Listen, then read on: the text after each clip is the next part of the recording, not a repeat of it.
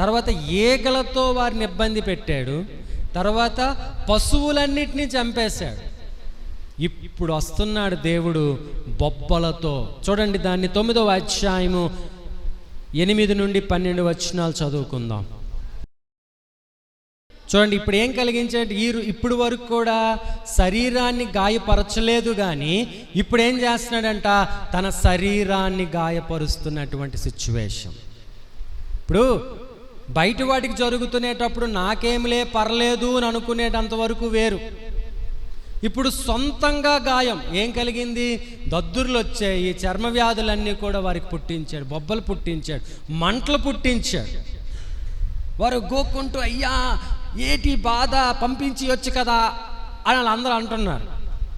ఎవరందరికి వచ్చింది? ఫరోతో పాటు ఆ రాజ్యంలో ఉన్న వాళ్ళందరికీ కలిగింది ఈ బొబ్బలు, బాధలు, ఈ వేడు, లేకపోతే ఈ దురదలు, ఈ గజ్జి, తామర, ఇవన్నీ కూడా వారికి కలిగాయి. వారు ఇబ్బంది పడుతున్నారు, గోక్కుంటున్నారు, పంపించి అని ప్రెజర్ చేస్తున్నారు. మోషే అనుంటాడు, అయ్యో ఇంక సాల్లే, నువ్వు దీన్ని ఆపే, నేను పంపిస్తాను అని అనొచ్చు, కానీ ఇంకా అనలే. 9వ అధ్యాయం 13 నుండి 35 వచనాలు ఉన్నటువంటి భాగంలో మనం చూద్దాం. అంటే అక్కడ మనకు కనిపిస్తుంది, ఆ భాగం అంతట్లో మనకేం కనిపిస్తుందంటే, దేవుడు ఆకాశాన్ని గద్దించి ఆకాశములో నుండి వడగల్పులు పుట్టించి వారందరి మీద వడగళ్ళతో దాడి చేసినట్లుగా మనం చూస్తున్నాం. ఏమండి, 7వ తెగులు వడగళ్ళతో దేవుడు వారిని బాధించాడు. వడగళ్ళు పడితే ఏమవుతాయి? వడగళ్ళు పడితే ఏమవుతాయి? మేడలు వేసుకున్నాం కాబట్టి ఏం అవ్వని అనుకోవద్దు. మేడలు మనకున్నాయి, వాళ్ళకేమవుతాయి? పెద్ద పెద్ద మేడలు కూడా ఇరిగిపోతాయి వడగళ్ళు పడితే. పొలాల్లో పడితే ఏమవుతాయి? పొలమంతా నాశనం అయిపోద్ది. తోటల్లో పడితే ఏమవుతాయి? తోట ఆకులు మొత్తం తోటలంతా కూడా నాశనం అయిపోతాయి. జంతువుల మీద పడితే చచ్చిపోతాయి, మనుషుల మీద పడినా దెబ్బలు తగులితే చచ్చిపోతాయి. అంటే వడగాల్పులతో, ఎలాంటి వడగల్పులట? అగ్నితో నిండి ఉన్న వడగల్పును దేవుడు పంపించాడు. అంటే అది పడుతుంటే ఆ ప్రాంతమంతా అగ్ని రాజుకొని ఆ దేశమంతా మండిపోయే స్థితిని దేవుడు క్రియేట్ చేశాడు. దాని తర్వాత మనం చూసుకుంటే 10వ అధ్యాయము 1 నుండి 3 నుండి 6 వచనాలు చదువుకుందాం.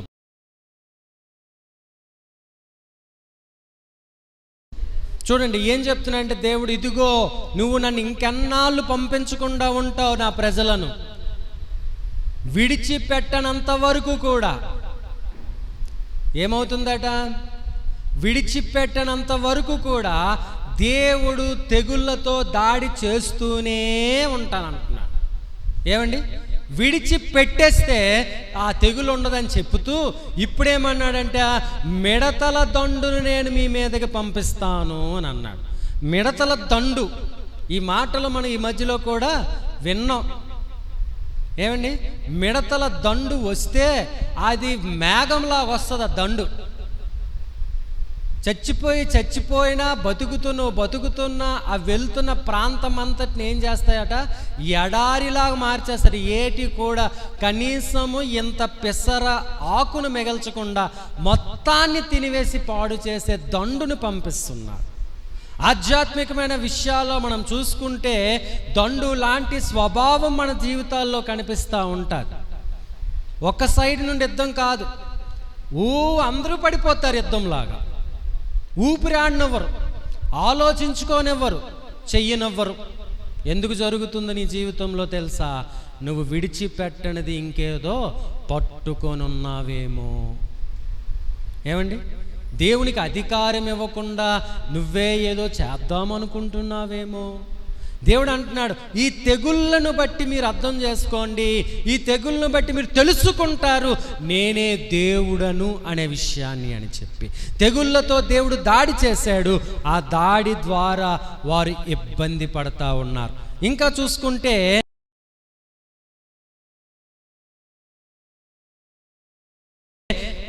10వ అధ్యాయము 21 నుండి 23 వచనాల్లో మనం చదువుకుంటే, ఆ దేశం మీదకి దేవుడు చిమ్మ చీకటిని పంపించాడు. ఎలాంటిదట? చిమ్మ చీకటి. అంటే ఏమైంది అని అంటే 3 దినాల వరకు కూడా తన పక్కనున్న వ్యక్తి తనకు కనిపించనంత చిమ్మ చీకటి కలుగు చేశారు. ఒంటరితనాన్ని అనుభవించారు, ఇబ్బందిని అనుభవించారు. చీకటి బ్రతుకులో బ్రతికినప్పుడు అప్పుడు ఫరో పిలుస్తుంటాడాన్ని, బాబు మోషే రా, నీ దేవుడు గొప్పవాడని నేను నమ్ముతున్నాను కనుక నువ్వెళ్ళు. చదువుకోండి, అందులో మీకు కనిపిస్తుంది. ఏమంటాడంటే నువ్వెళ్ళి స్తుతించుకో, నీ దేవుణ్ణి నువ్వు ఆరాధించుకో, కానీ నీ పశువుల్ని మాత్రము, మా పశువుల్ని మాత్రము నువ్వు ఇక్కడ ఉంచే అంటాడు. ఏమన్నాడండి? ఏమన్నాడు? నువ్వు వెళ్ళొచ్చు, నువ్వు నీ ప్రజలు అందరూ వెళ్ళండి, కానీ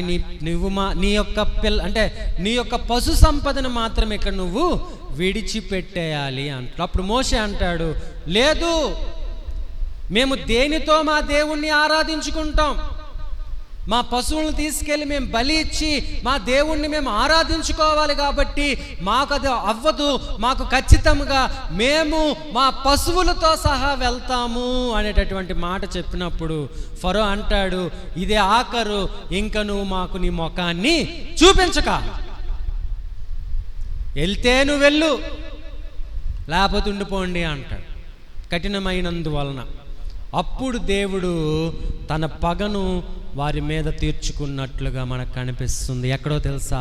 11వ అధ్యాయము 4 నుండి 6 వచనాల్లో ఉన్నటువంటి భాగం. అంటే 11వ అధ్యాయము 1 నుండి 12వ అధ్యాయం 36 వరకు ఉన్న భాగము చాలా ప్రాముఖ్యమైనటువంటి భాగం.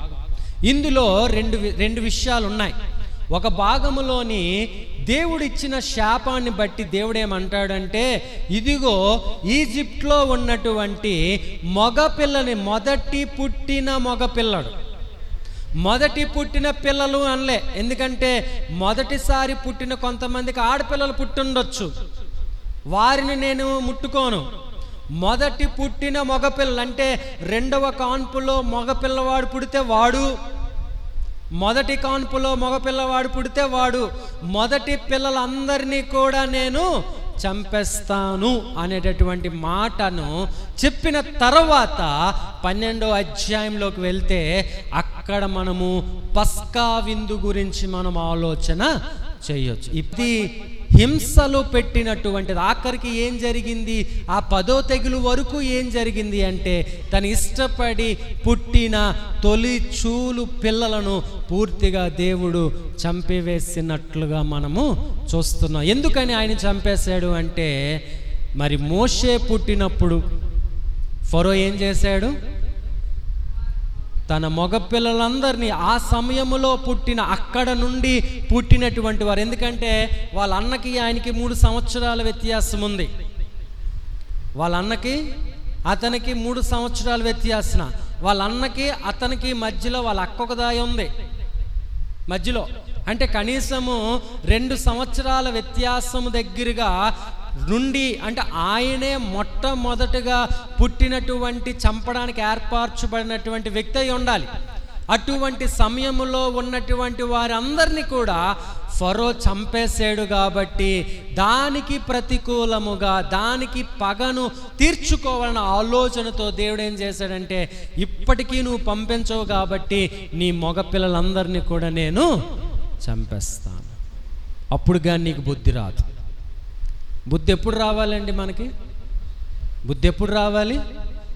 మొట్టమొదటి సూచక్రియలోనే నీకు బుద్ధి రావాలి. మొట్టమొదటి రోడ్డు మీద పడిపోయినప్పుడే నీకు బుద్ధి రావాలి. మొట్టమొదటి నీకు తెలియకుండానే ఇబ్బంది కలుగుతున్నప్పుడే నీకు బుద్ధి రావాలి. ఏమి? అప్పుడు కానీ నిజంగా నీకు బుద్ధి వచ్చున్నట్లయితే ఎంత ఘోరము నీ రాజ్యంలో జరిగేది కాదు, ఎంత ఘోరము నీ దేశంలో జరిగేది కాదు, ఎంత ఘోరము నీ కుటుంబంలో జరిగేదే కాదు. జరుగుతున్నప్పటికీ కూడా పోనీ ఒకటోసారి నువ్వు గుర్తుపట్టలేకపోయావు, రెండోసారైనా గుర్తుపట్టాలా, మూడోసారైనా గుర్తుపట్టాలా, నాలుగోసారైనా గుర్తుపట్టాలా. 4 పర్యాయంలో మాకు కాదులే, నా చుట్టుపక్కల అది జరిగింది ఇది జరిగింది, అయినా నేను నెట్టుకొచ్చేయగలిగాను, పలానా జరిగింది నేను నెట్టుకొచ్చాను, పలానా జరిగింది నేను నెట్టుకొచ్చాను అనుకుంటున్నావే. నీ శరీరానికి జరిగినప్పుడే నేను జ్ఞాపకం రావాలి కదా. ఏమండి, నీ చుట్టుపక్కలంతా గొల్లైపోయినప్పుడే నీ జ్ఞాపకం రావాలి కదా. ఫరోకైతే తన ఇష్టపడి కన్న ప్రాణము పోయినంత వరకు ఆయనకి జ్ఞాపకము రాలేదు. నేను అడుగుతున్నాను, మీ సమస్య ఏముందో దాని గురించి మీరు ఆలోచన చెయ్యకపోతే దినదినము మనము మునిగిపోతూ ఉంటాము. తప్పుల మీద తప్పులు చేసుకుంటూ తీర్చలేక ఆ తప్పుల భారము వడ్డీతో సహా ఎవరి దగ్గర వసూలు చేశాడు దేవుడు? ఫరో కొడుకు దగ్గర, ఫరో దగ్గరే వసూలు చేశాడు. ఏమండి, తండ్రి చేసిన తప్పును పిల్లల దగ్గర వసూలు చేసుకోగలిగాడు. నువ్వు చేసిన తప్పును నీ పిల్లల దగ్గర ఇబ్బంది పెడతాడేమో. ఎందుకంటే నువ్వు యథార్థవంతుడు కాదు, ఎందుకంటే నువ్వు నీతిపరుడు కాదు. దావీదు వలె నేను నీతిపరుడును ప్రభువా, ఏ పాపము లేదు నా జీవితంలో, నువ్వంటే నాకు భక్తి ఇష్టము, నీకు నచ్చినట్లుగా నేను జీవిస్తున్నానని చెప్పగలుగుతున్నామా అంటే చెప్పలేకపోతున్నాం. అలాగని రోషము కలిగిన దేవుణ్ణి ఆరాధిస్తూ కూడా భయము లేనట్లుగానే మనం జీవిస్తున్నాం. అవునా కదా? సులువుగా చులకనగా ఏమండి, ఏముందిలే పర్లేదు, వెళ్ళినప్పుడు వెళ్ళొచ్చులే అంటున్నామా లేదా? ఏముందిలే వెళ్ళకపోతే నష్టమా ఈరోజు అని విసుక్కుంటున్నామా లేదా? ఏముందలే అనుకున్న ప్రతిసారి కూడా నీ హృదయాన్ని దేవుడు ఏం చేస్తున్నాడు?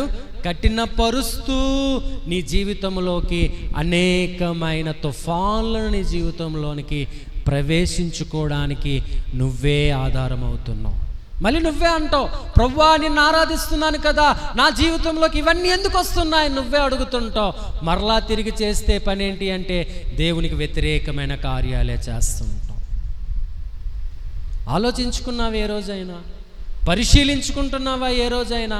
మాట మాత్రమైతే అంటున్నామే తప్ప మన జీవితాలు దేవుణ్ణి హృదయపూర్వకంగా ఆరాధించే జీవితాలుగా ఏమాత్రం కూడా ఉండడం లేదు. నాకు అనిపిస్తుంది ఈ 10 తెగుల్లో ఏ ఒక్క తెగులైనా మన జీవితాల్లో ఉంటే మనం హళ్ళెత్తిపోయి ఉపవాసం ఉండి ప్రార్థన చేసి, కన్నీటితో ప్రార్థన చేసి, మా మీద నీ కృపను కనికరమును ఇవ్వు ప్రభువా అని చెప్పి వేడుకునేవాళ్ళం. వేడుకోగలిగితే నీ జీవితంలో దేవుడు గొప్ప కార్యము చేస్తాడు. వేడుకోకపోతే ఇవన్నీ మామూలే. అప్పులా మనకు పర్లే, నువ్వెంత అప్ప అల్లాడు చూడు, 10 కోట్ల అప్పు ఉంది ఆడికి అని అంటే, 1,00,000 రూపాయలు అప్పు ఉన్నోడికి ఎలాగుంటుందండి? ఏమండి, 1,00,000 రూపాయలు అప్పు ఉందిరా బాబు, 1,00,000 రూపాయలు అప్పుని బాధపడుతున్నాడు. ఆ వెంటనే ఆడ తెలిసిన స్నేహితుడు వచ్చాడే, ఏం భయం ఎందుకురా, నాకు 5 లక్షలు అప్పు ఉంది అని అన్నాడు అనుకో. ఓహో, 5 లక్షలు అప్పు ఉంటే నువ్వు ధైర్యంగా ఉంటున్నావంటే నేను కూడా, అవునా? కానీ లేదు కదా, దేవుడు నన్ను అప్పిచ్చువానిగా ఉంచాడు కానీ అప్పు పుచ్చుకునేవానిగా కాదు కదా ప్రభువా. నేను ఎక్కడ తప్పు చేస్తున్నాను, నన్ను సరిచేయవయ్యా అని చెప్పి మనము దేవుని దగ్గర ప్రాధేయపడితే, నన్ను బాగు చేయవయ్యా, ఆ మార్గాలు నాకు చూపించు ప్రభువా అని చెప్పి నువ్వు ప్రార్థన చేయగలిగితే దేవుడు నీకు అప్పుల్లో నుండి నిన్ను విడుదలనిచ్చేవాడు కాదా? చేసినప్పుడు లేని భయం తీర్చేటప్పుడు కూడా ఉండకూడదు. తీర్చగల సామర్థ్యత దేవుడు దయచేస్తాడు. హల్లెలూయా. దయచేయాలి అంటే అంత ధైర్యము నీలో ఉండాలి. ఎలాంటి ధైర్యము? 26వ కీర్తనలో 1వ వచనంలో ఉన్న ధైర్యం నీలో ఉండాలి. ప్రభువా తీర్పు తీర్చు నన్ను అని చెప్పగల ధైర్యం నీలో ఉండాలి.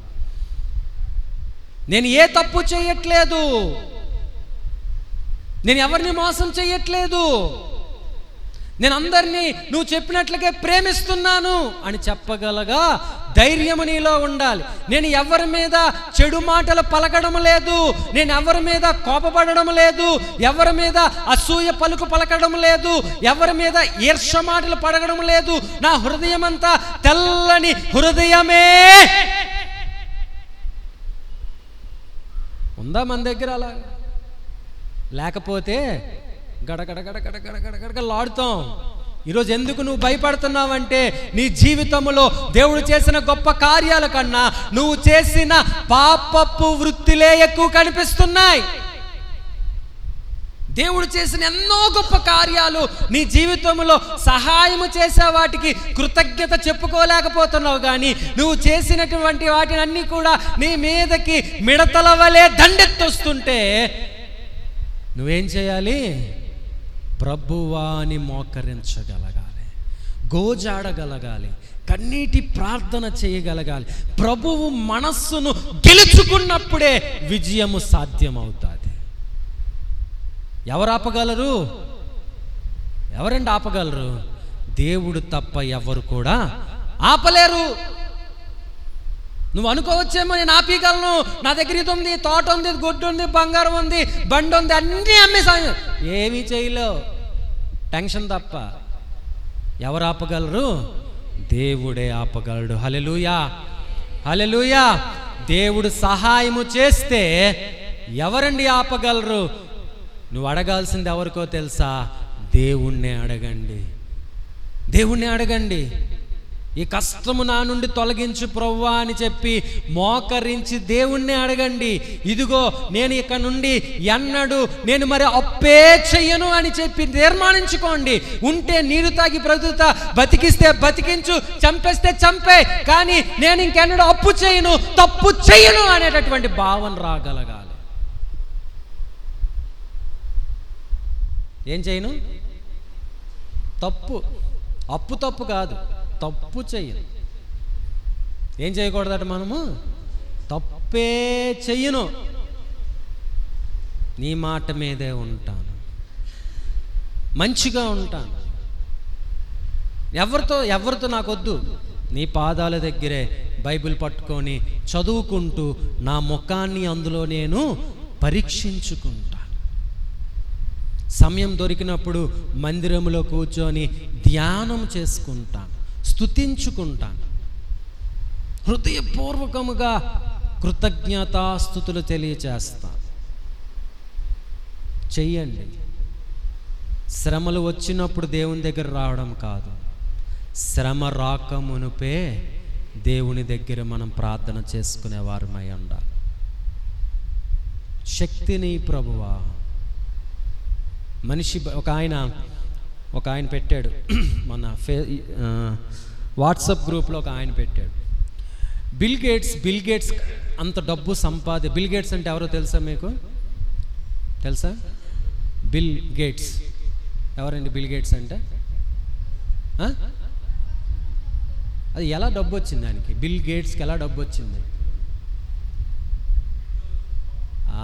బిల్ గేట్స్ కంప్యూటర్స్ ద్వారా ప్రపంచంలోనే ధనికుల లిస్టులో నెంబర్ 1గా ఉండేవాడు ఒకప్పుడు.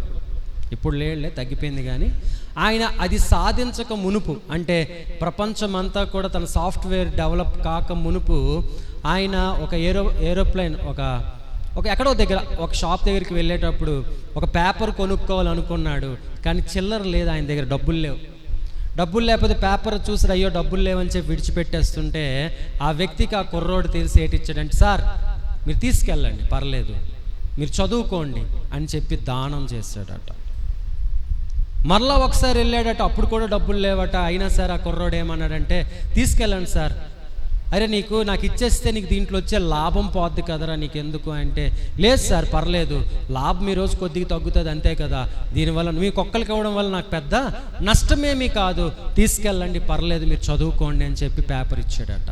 కొంతకాలం పోయిన తర్వాత బిల్ గేట్స్ మంచిగా డబ్బు సంపాదించుకున్నాడు. డబ్బు సంపాదించుకునే తర్వాత ఆయనకి కుర్రోడు జ్ఞాపకం వచ్చాడు. అరే ఈ కుర్రోడు ఉండాలి అని చెప్పి ఆ ప్రాంతంకి వెళ్తే అక్కడ కనిపించలేదు. 10 రోజులు వెతికిన తర్వాత ఆ వ్యక్తి కనిపించాడు. అయ్యా నేను ఎవరో నీకు గుర్తున్నానా అని అడిగాడు. ఏమడిగాడండి?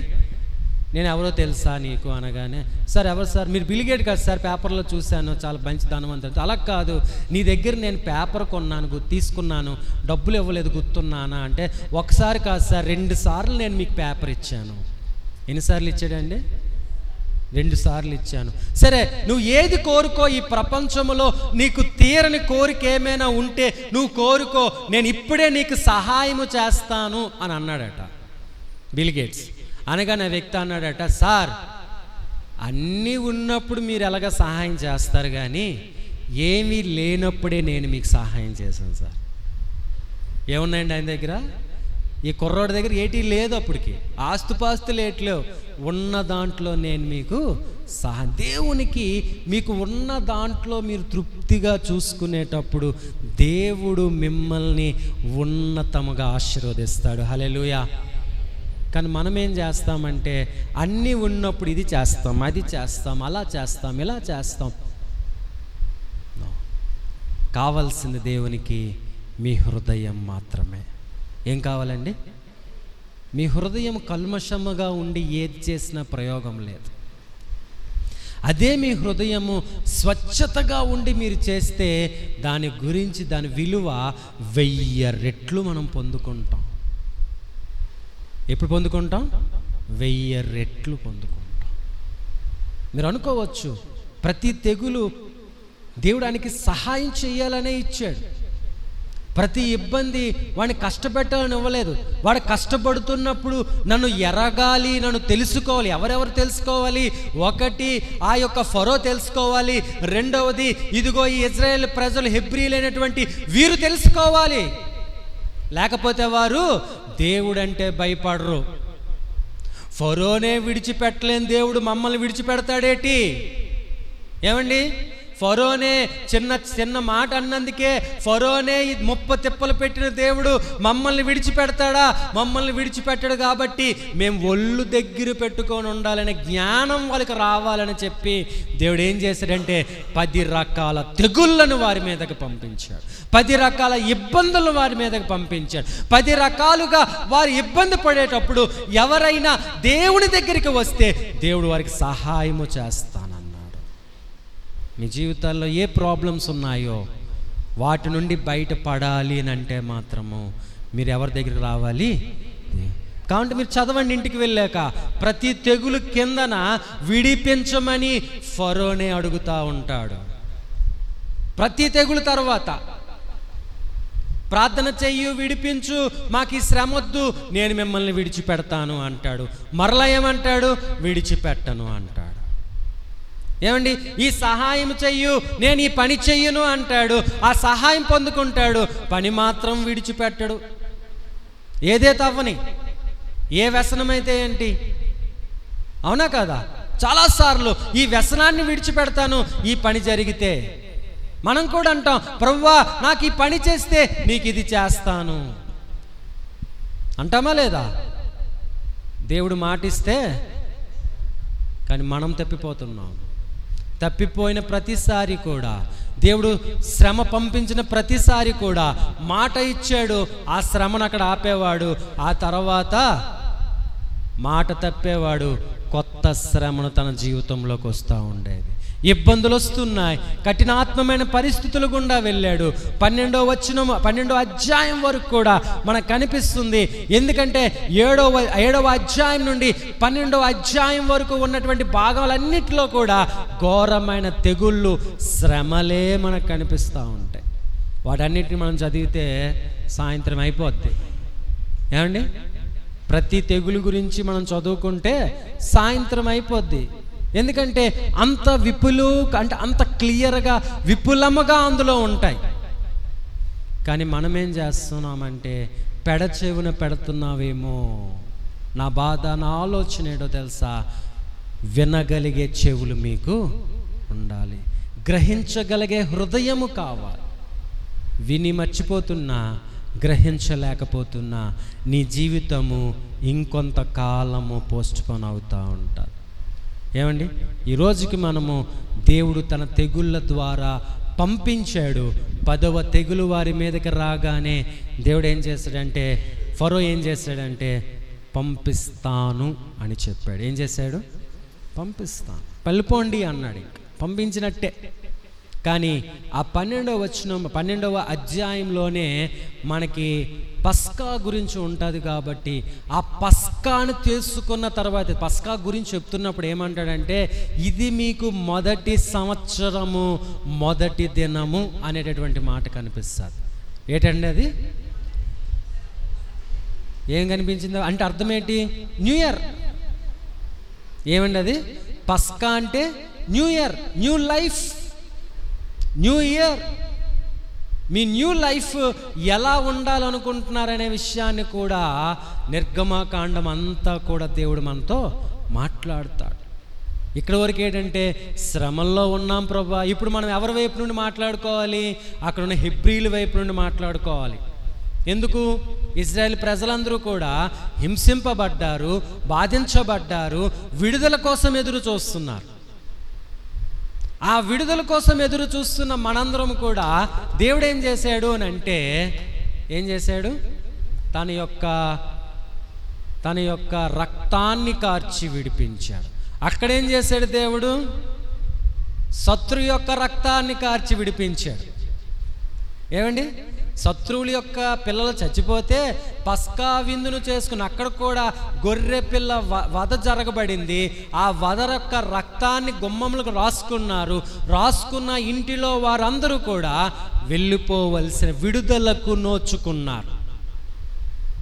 శ్రమ నుండి విడుదల పొందుకున్నారు. అయిపోయిందా?